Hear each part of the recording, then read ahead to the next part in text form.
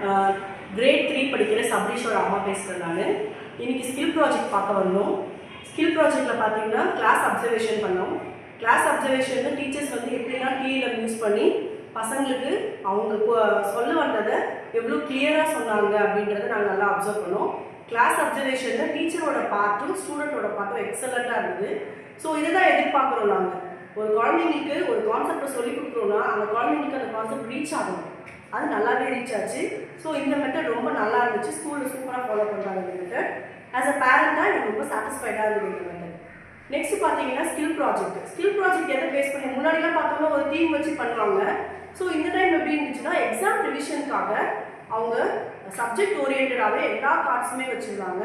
English, Tamil, maths, EVS plus chess, இந்த 5 ஓரியன்டாகவே எல்லா லெசனுக்கு உண்டான கார்ட்ஸ் இருக்குது. ஒரு கார்ட்ஸ்லையுமே எல்லா கொஷின்ஸுமே இருக்குது. அதை பசங்களே படித்து அதை ஆன்சர் பண்ணது ரொம்ப நல்லா இருந்துச்சு.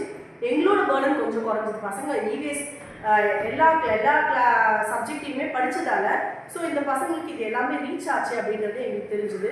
ஆஸ் அ பேரண்டாக ரொம்ப சந்தோஷமாக இருக்குது, ரொம்ப சாட்டிஸ்ஃபைடாக இருக்குது இந்த ஸ்கூலில் எங்கள் பசங்க படிக்கிறதுக்கு. நெக்ஸ்ட் பார்த்தீங்கன்னா செஸ். இந்த வயசுலையுமே எனக்கு செஸ் விளையாடவே தெரியாது. ஆனால் குழந்தைங்களுக்கு செஸ் எவ்வளோ முக்கியம், மைண்ட் வந்து எப்படி ஒர்க் பண்ண வைக்கணும், பிரெயினை எப்படி கான்சென்ட்ரேட் பண்ண வைக்கணும் அப்படின்றது அந்த செஸ் கேமு.